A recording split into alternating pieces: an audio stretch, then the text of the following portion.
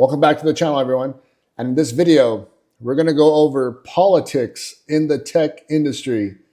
So that being said, what do I mean by the tech industry? Tech industry means the tech industry, Silicon Valley, Facebook, Amazon, Google, GoPro, Apple, Box, Snowflake, Airbnb, on and on and on and on. There's so many companies in the tech industry. And is it good? Is it bad? Can it go against you? Can it go for you? How to maneuver when you can't be yourself or you have to wear a mask in the tech industry? How has the tide and pendulum swung back to some kind of normalcy, at least? That being said, I'm going to go over that and my experience in the tech industry pretty much since 2005 till February of 2022. That's pretty much been my experience in the tech industry, born and raised in East Side, San Jose, capital of Silicon Valley. So that being said, let's get into this video.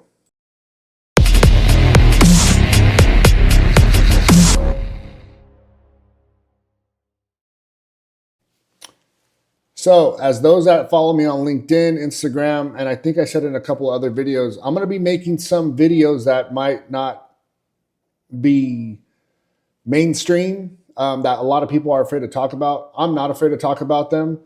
Number one, I will not be pushing any political agenda in this video. I'm not a fan of politics of any kind in the work environment.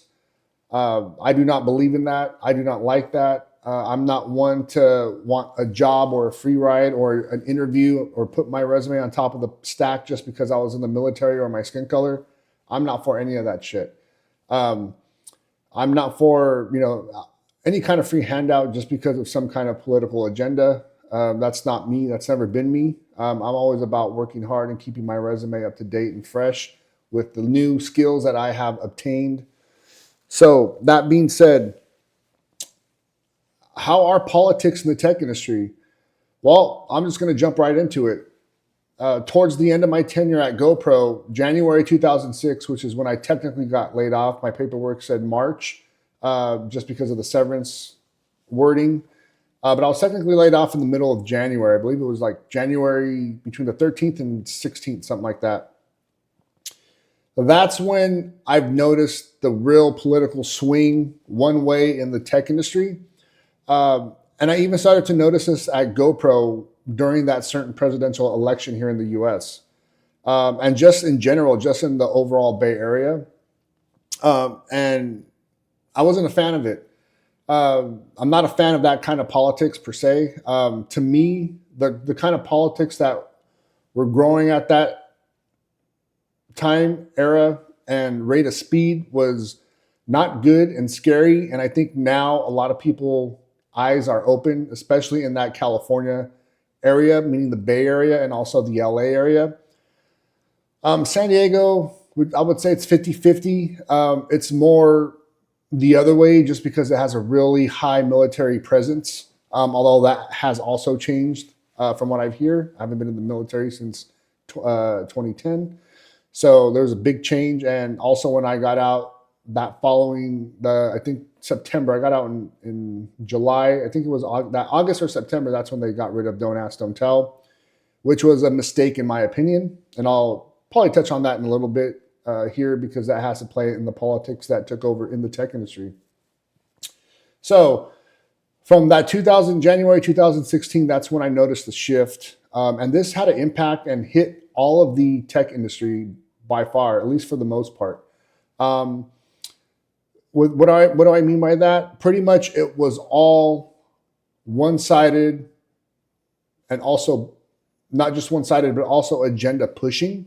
And then towards the latter part, especially when I left Apple to go to Box in 2019, that's where it just really went bonkers, whatever you want to call it. It was real bad. I wasn't a fan of it. Box was a great company, but some of the stuff they aligned with and pushed, I was not a fan with. I do not condone that. A lot of things I left, I did not attend just because that just did not fit my structure, what I'm about, and what I represent morally. Um, Perfect example. I would get on that train, Caltrain, downtown San Jose, right across the street from the Shark Stadium. Get on that Caltrain, take the 405, 4:15 a.m. train. Have my 2 coffees at Box, 16, 34 ounce of water with my electrolytes, depending on what I had, which bottle I brought that day. And then go to the gym at 5 o'clock, right across the street, right around the corner from the movie theaters where Box is at. For those that know, the Caltrain's literally right behind Box in the Safeway shopping center, or in between the Safeway shopping center and Box, literally right behind it. Not even 20 yards from when you get off the train, Caltrain. So that's pretty much what was my routine. That being said, I got looked at as a toxic masculinity for that. A lot of things also that I did to be funny in the Bay Area, because a lot of the political agendas or political parties that the tech industry is aligned with, for those that know me, I myself, I don't care. I don't, I'm going to be funny, especially when people act all crazy about this kind of stuff. So a lot of the stuff and decals I had on my car, right? I think it was my second week, and I was parked right next to someone that had, what was his name? Bernie Sanders sticker, literally parked right there. My coworker, I'll call him Mr. T, took a picture, or was sent a picture, and I am the senior global security technology manager. He's a senior global security operations manager. So someone texted him that picture. Then he texted it to me. He goes, "Hey, someone texted me this. Why do you have all these decals on your car?" And then he texts me the picture of the other guy's car, and he has Bernie Sanders. And I'm like, why is he complaining? He goes, well, first of all, what he said is, this kind of person shouldn't be at Box. Box doesn't support this kind of political stuff, and blah, blah, blah, blah. And like I said, I did it to be funny. A lot of that stuff I do to be funny, even with my kids. They don't like it. I just do it to be funny. So that being said, Mr. T was an ex-law enforcement police officer. So then he goes and checks, he didn't know it was my car at the time, because I literally just started. I think it was my second or third week.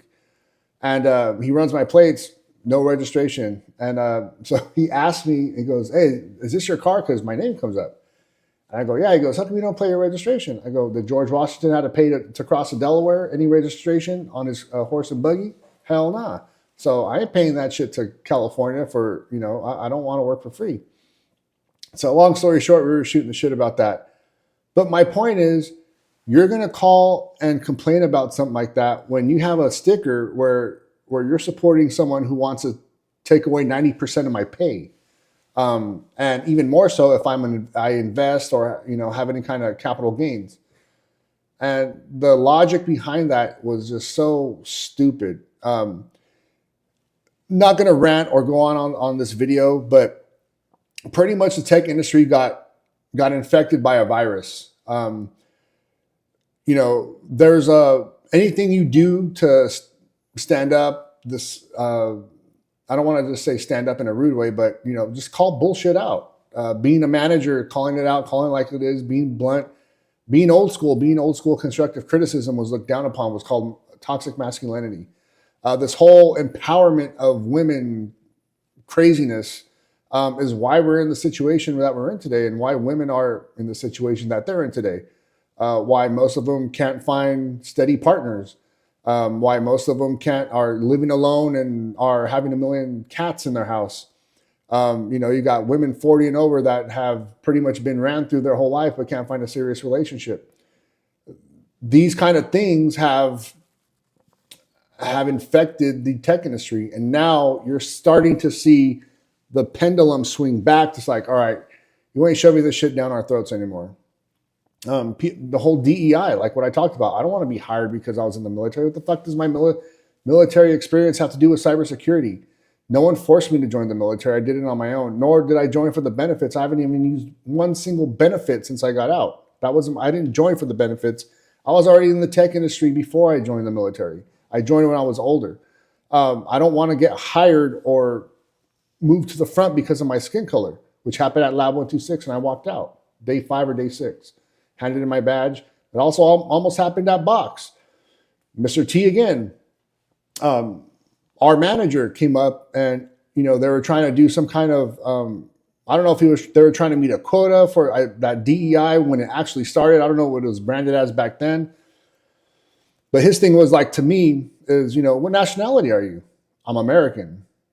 What do you mean you're American? I was born in America. I'm American. Well, look at your, what did he say? I think he said, look at your skin color, your last name. Wouldn't you think it's Hispanic? I go, no, I'm American. I don't even speak fucking Spanish. I know more Samoan and Russian and German than I do Spanish. So I'm like, don't, and I told him, I go, don't play that bullshit. Put I'm American. He literally, Mr. T was right next to me. Mr. T's Indian, but he was born in London, United Kingdom, I believe it was Britain. Same thing. I'm British. No, you're Indian. No, I'm not. I was born in the United Kingdom in Britain. I'm British, and he's probably darker than me. Yeah, actually, he is darker than me. So when you see him, he's Indian. But when you hear him talk, he sounds like Idris. I forgot his last name. The actor, fucking can play James Bond accent better than any movie that's out there. But that's the kind of shit that you have to deal with. And then on top of that, you got that extra crazy shit that if you're in the Bay Area right now, you know what's going on politically, and they're trying to cover it up. And we're getting on San Jose PD because of they don't want the shit to unravel. Well, when you open up Pandora's box, and this is coming back to what I said, don't ask, don't tell. I don't care if you're gay. I don't hate anyone because they're gay. Now, when you cross the borderline to go into that crazy shit where you want men in women's bathroom, I don't play that.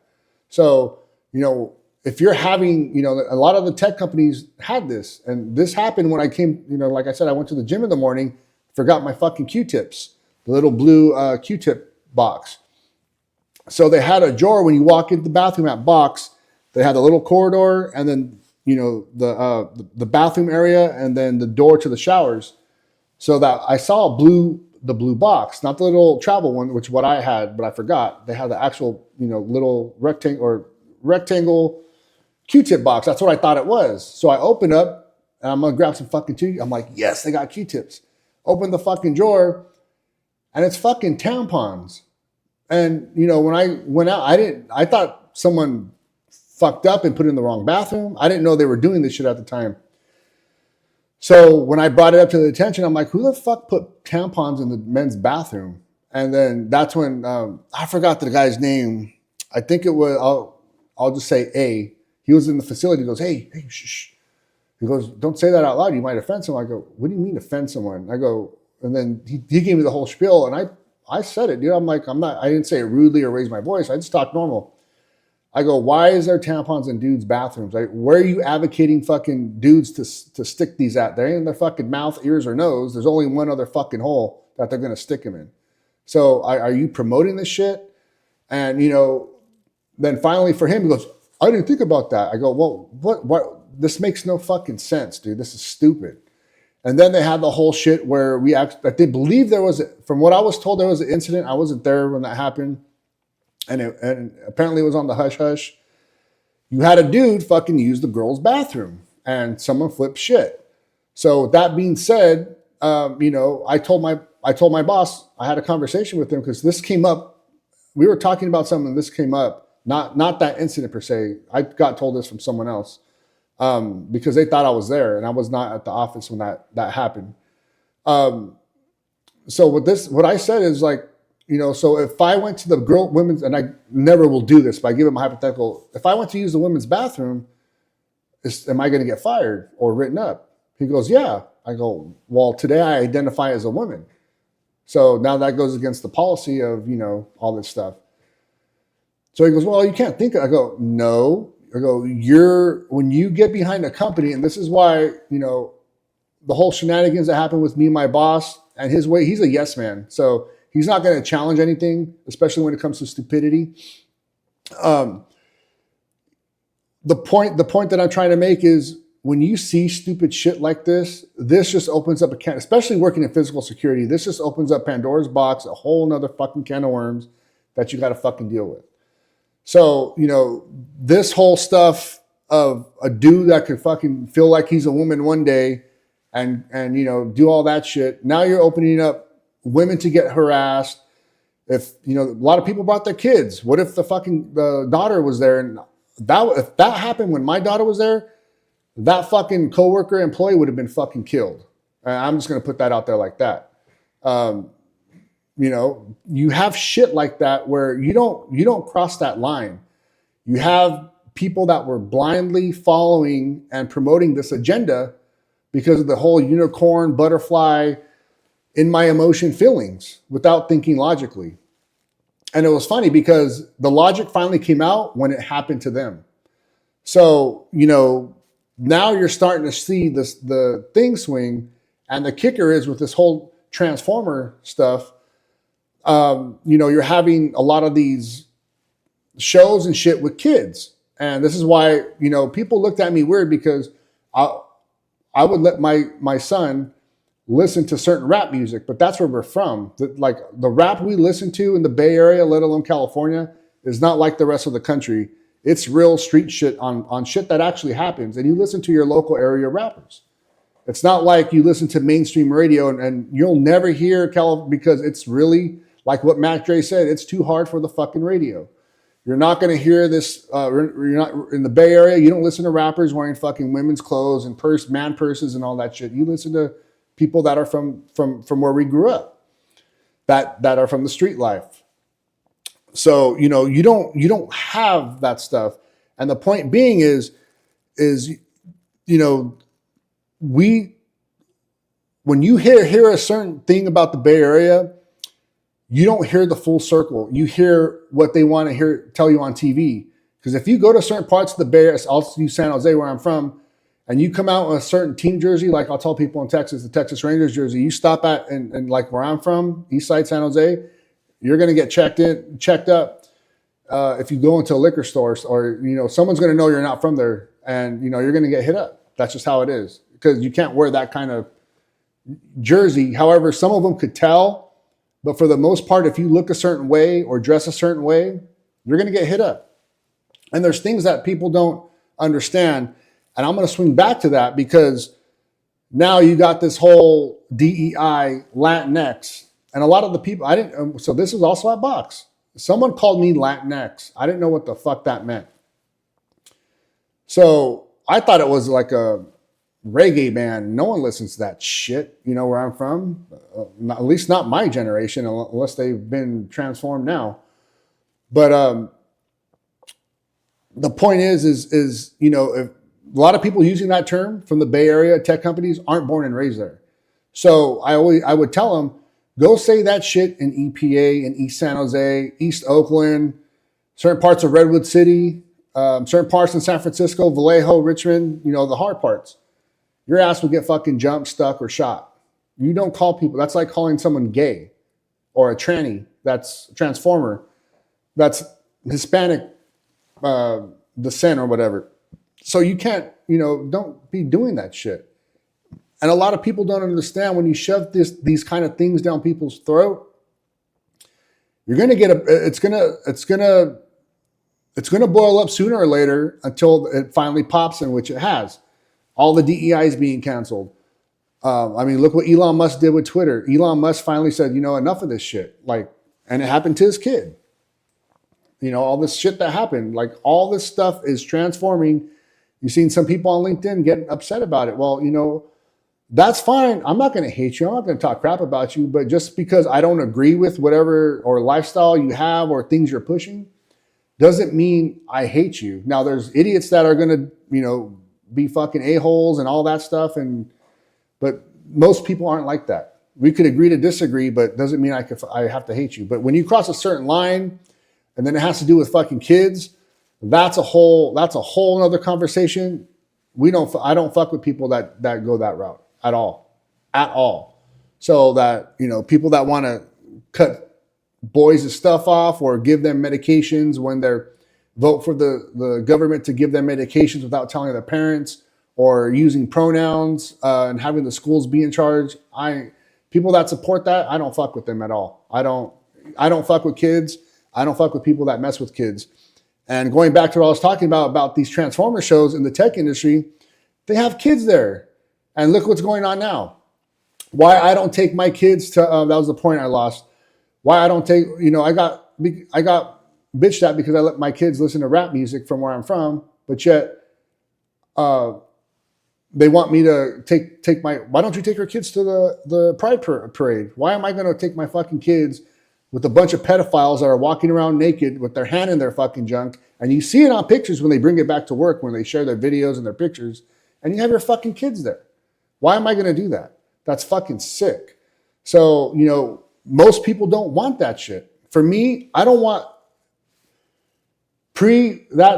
mid-January of 2016, when there was no politics pretty much, was the best time to work in the tech industry. And that's where it needs to get back to. Like, if you want to do all that political shit and all that stuff, fucking have at it. Don't bring it to work though. No one wants it. And that's, honestly, I'm glad COVID happened, because a lot of in the tech industry, a lot of people that are afraid to just be themselves or speak out and say, no, I don't like this shit, because they're afraid of losing their job. I wasn't one of those people. But for the most part, they're happy now and they don't want to go back to work because they're not going to be shoved down this. They're not going to have this shit shoved down their throat. So, again, I'm not trying to push a political agenda, but from my experience and me being in the tech industry, if you don't want shit shoved down your throat, especially having to deal with fucking kids like that, because like I said, where I grew up, no, you don't fuck with that at all. If someone like that lived in our neighborhood, we wouldn't even fucking call the cops. We would handle it ourselves. That motherfucker would be taken care of. Let's put it that way. So that being said, this is the kind of shit that happened and went on. All this shit was shoved down your throat. When I was at Facebook, all you seen was all this political fucking posters, not posters, but laminated shit, like everywhere.